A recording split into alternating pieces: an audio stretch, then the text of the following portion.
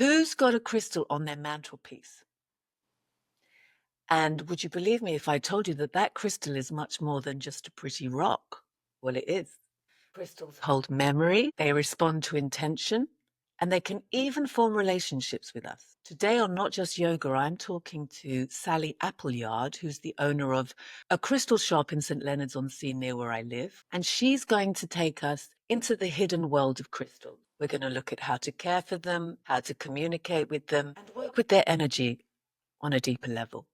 So, Sally, thank you for joining me. Hi, good to be here. Well, let's just start at the beginning. How did you get involved with crystals? Yeah, I think that there's not a kind of point in time that I can pinpoint. I think even as a kid, I was always fascinated by not their properties. I didn't really understand that, but I knew that I loved them and that I wanted to have them near me. I always used to pick up pieces in, the museum gift shop, that kind of thing. But yeah, I think I probably became more involved with them around the time that we moved to this area. I'd always lived in the cities, and we moved to the countryside, and I kind of just got a lot more connected to nature, to the cycles of in the seasons. And yeah, that just kind of naturally kind of drew me back, I think, to the crystals. Do you have a moment that you remember when you really made a connection to a particular crystal?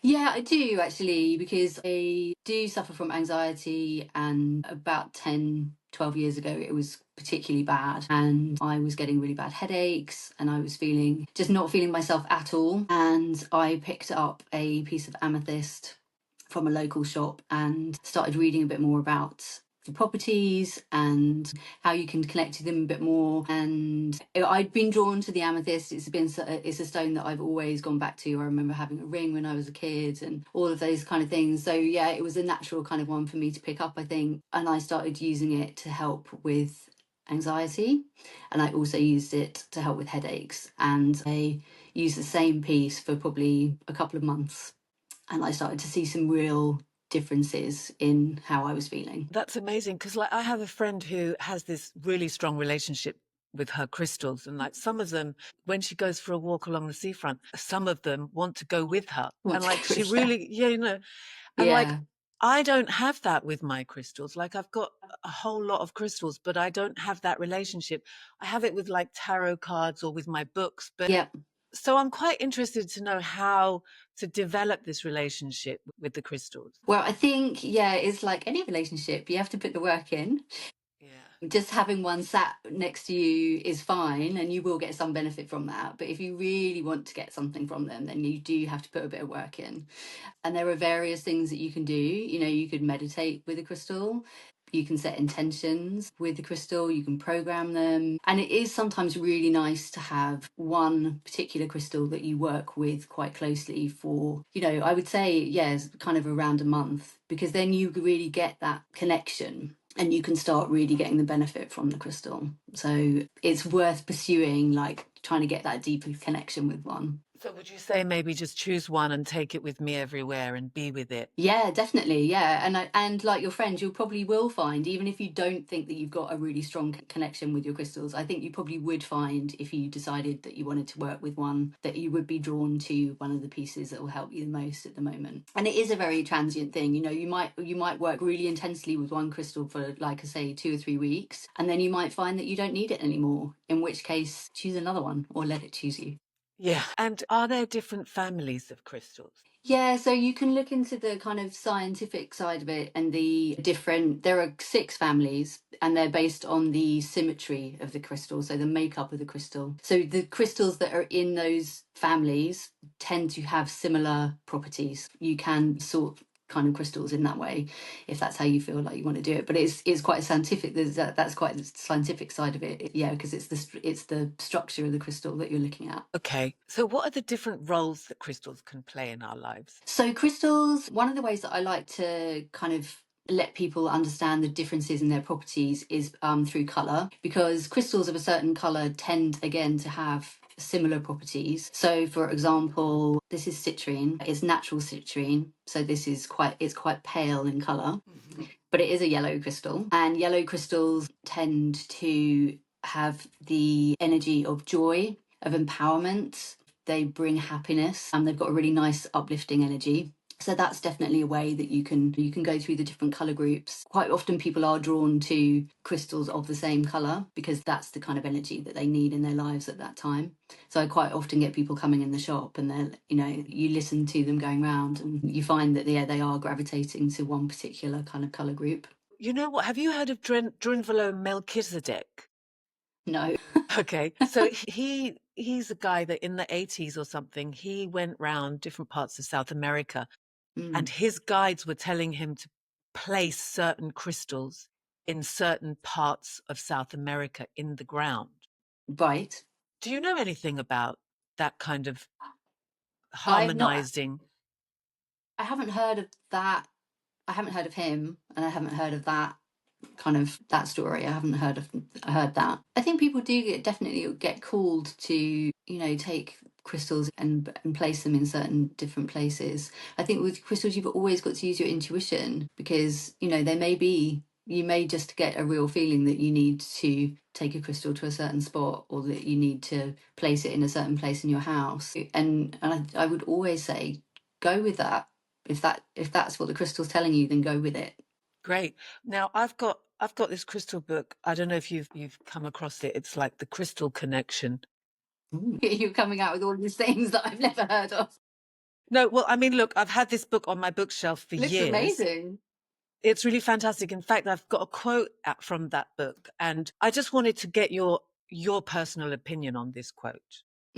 Yeah. So it says, some view crystalline substances as lifeless, consciousless, linear, confined to earthbound energetic interactions, while others view crystals as celestially derived intelligence matrices, having multidimensional interlinking and interacting capacities. And I was just I love wondering it. where would you fit in that? Well, what's your view? Definitely the second half, definitely. That's what I thought. Yeah, I mean, I had a lovely interaction with someone who came in the shop. Actually, a guy came in the shop. He was a structural engineer. He was fascinated. He said he'd been walking past the shop many times, and he wanted to come in and find out what was. He was like, "What's going on in here? Like, what are you doing here?" And I said, I'm selling crystals, and he was like, "Right, because they've got energy, haven't they?" And I was like, "Yeah." They do. And he had this whole conversation. He wanted to talk about the energy and the fact that all crystals, everything has energy. So crystals have energy, and the fact that they can be used in so many different ways. And whether you believe, I mean, I get a lot of people who are like, nah, they're just a rock. And I'm like, well, why are you drawn to that rock? Why can you now not put that rock down? Even if you don't know what it's doing for you, it is doing something for you. And I think that, he was really interesting because he brought up the fact that, quartz is obviously used in pretty much everything. Is, the phones that we're interacting with now, they're run with quartz. It has an energy which is usable. Obviously, you can go really in depth with the crystals, and you can use them. Yeah. There's so many different levels that you can use them. I mean, they're the basis of the computer. Yeah. Which brings me So, to another point, which I'm quite interested in, because I had this, I won't say argument, let's say discussion with a friend of mine who she was like, well, I would just buy a piece of rock, a lab made rock, which is much cheaper than a piece that comes out of the ground. And I'm like, yeah, but it's dead. There's nothing, you can't do anything with it. And so we had this discussion, but because I'm not savvy, I couldn't win her over. So what would you say to someone who, was thinking about the difference between a lab made crystal and a real crystal from our earth? So I would tend to go towards, as you were saying, natural is best, I would say. I'm not really sure if you're wanting to work with the energy of a crystal, why you would choose a lab grown crystal. I am pretty sure that it would have some properties. Obviously, it's still going to have some kind of energetic, connection, but I do wonder, it would be altered, I think.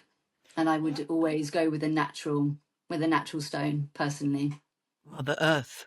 Mother Earth is like much bigger in every way than a human being. Absolutely. Yeah. Yeah. Do you have any information on where crystals like to live? Like where should they be placed in the house? Okay, so yeah, I mean, there are some classic kind of things. So this is black tourmaline. I've I'm got one just of trying to those. keep it here. And black tourmaline is a really protective stone. It's very shielding, and it also absorbs negative energy. So I would always advise that if you're going to use black tourmaline, a really nice place to put it is by your front door, Mm. because then it is taking on, when you've got people coming in and out of your house and the energy is changing constantly, and perhaps you're having a visit from someone that that you don't have the best connection with, or that their energy isn't really in alignment with yours. That happens, right? So black tourmaline Well, is going to really help protect your space and absorb any negativity. So yeah, that is where I would always recommend that you put a black tourmaline. So if you've got yours, put it by your front door. yeah, thank you. I've got one hanging above the shop door that I always use. And also, just on a side note, that black tourmaline needs cleansing regularly because it absorbs that negative energy. So you want to cleanse it regularly. Which brings me to my next question is Mm. how do we take care of our crystals so that they're, happy and working at their optimum level? Yeah, they're definitely, yeah, like I said before, you definitely do need to look after them. You'll get much more from them if you do. So first of all, I would always say if you buy a crystal, then I would always say when you get home, give it a good cleanse, because obviously when it's been in a shop or wherever you buy it, it's going to have taken on different energies from the other people that have been looking at it. So I would definitely cleanse it. And cleansing you can do in several ways. Depending on the crystal, you can run them in running water. If you live by the sea, you could pop them in the sea. A little bit, you've got to be careful that they don't get washed away. So Yeah. water is fine, but you also have to double check that your crystal is okay with water. You just look it up. But things like selenite, this one, yeah, it kind of dissolves in water, so it's not the best one to not. It won't completely but Yeah, over time, it doesn't like water. I've got one of those too. So yeah, be careful. Don't use water for that one. My go-to way to cleanse is to use smoke. So I usually use either sage or Palo Santo. Just light them, hold the crystal in the smoke, and you'll see the smoke will envelop the crystal. And then when it's done its job, it will veer off to the side. It doesn't normally take very long. So that would be my go-to way to cleanse. There are all sorts of other ways. You can bury them in soil. You can put them in salt. But again, it's that's fine, but you just have to be wary of what you're doing with, and the crystals are okay with those methods. Smoke would be my go-to. Right. And what about putting them out like on the full moon when there's not an eclipse? Is that a good one? Yeah, definitely. So putting it, so if you're going to put them out in the for the full moon, that's to charge the crystals up. So you're giving them like a recharge, soaking up that really amazing lunar energy. Don't worry if you miss the full moon. You can do it a couple of nights afterwards or a couple of nights before if you're not going to be at home, or you're doing something else. Then yeah, you can put them out kind of either side of the full moon. But yeah, that's a really good thing to do. Definitely. Is there a queen of crystals? Well, clear quartz is known as the master healer. I Mhm. see it's got the male. Let's call it the mistress. Clear quartz. Yeah, I think people dismiss it sometimes, but you can't. You really can't. It's maybe just because it's. I don't know. It's not that interesting. Maybe some people don't find it that interesting to look at. But clear quartz is incredible. It's very cleansing, very balancing, and yeah, it amplifies the energy of other crystals. Uh-huh. And if you don't have a particular crystal, for example, if you want to work with citrine but you don't have one, you can program the clear quartz with the properties of citrine, and it will work in its place. It's a pretty amazing crystal. It's powerful, and they call it the master healer. Yeah. And then also, I'm really interested in knowing how to program the crystal. Like, has it got something to do with the difference? Like, depending on how many sides it has, depends on how many different programs you can give it.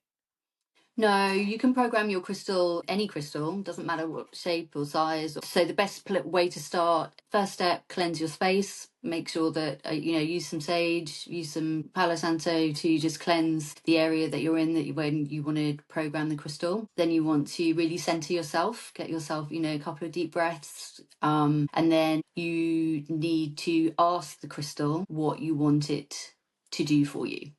So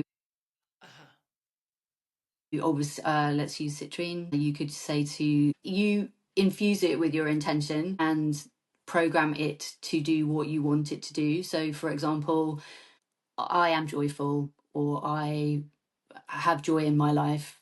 And by doing that and setting that intention, then the crystal will take on that information and hopefully bring what you ask it. How is it that crystals work?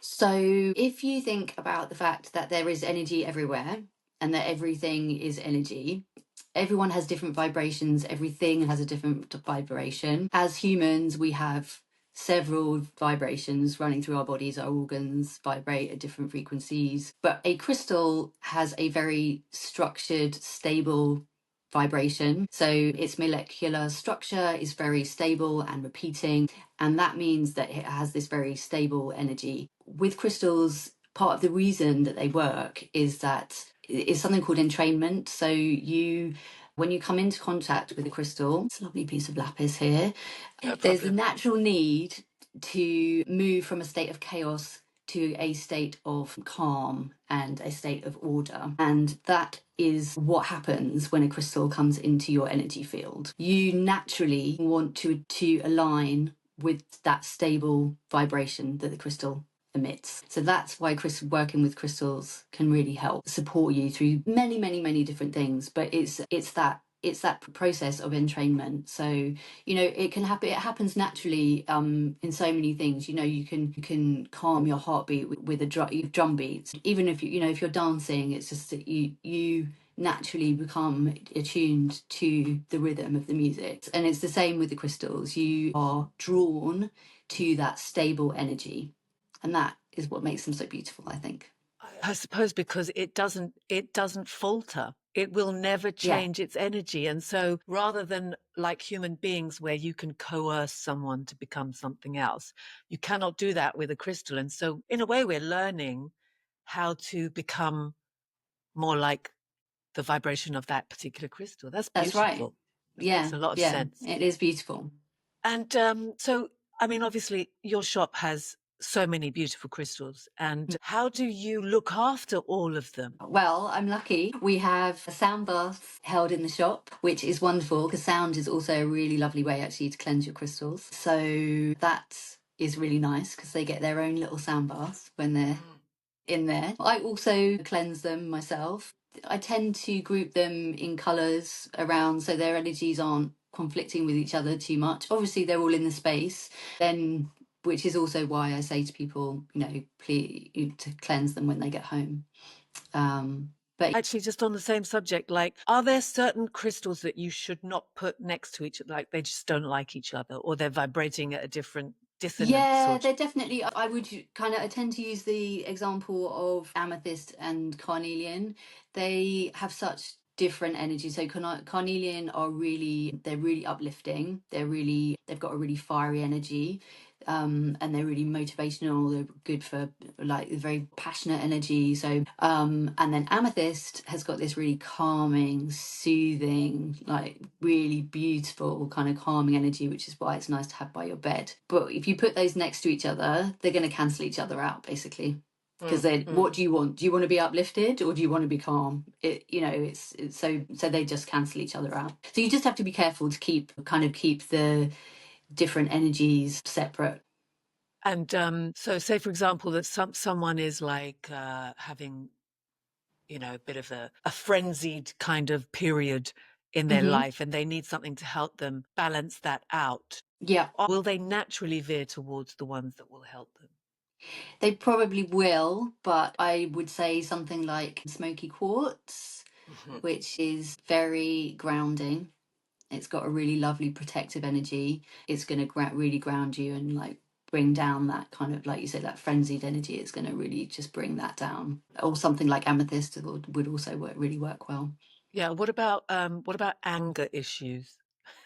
Ooh, well, funnily enough, carnelian is actually really good for that, even though it's got quite a fiery energy. It's good for kind of helping with jealousy, that kind of thing. So carnelian is quite good for that. Or you could go with something that is just going to kind of calm you down, really. You could go for something like rose quartz, just to soothe you, kind of open your heart a bit, let you work through those emotions. Thank you, Sally. If you have any questions for Sally or you'd like to visit her shop, you can find her on Norman Road, St. Leonard's-on-Sea, Rock Body Soul. If you're not visiting St. Leonard's, you're not local, then I'll put her website in the details below so that you can find out more about what she does. Sally, thank you so much for giving us all that wonderful information. Thanks so much, Natasha. It was good to talk to you. Thank you.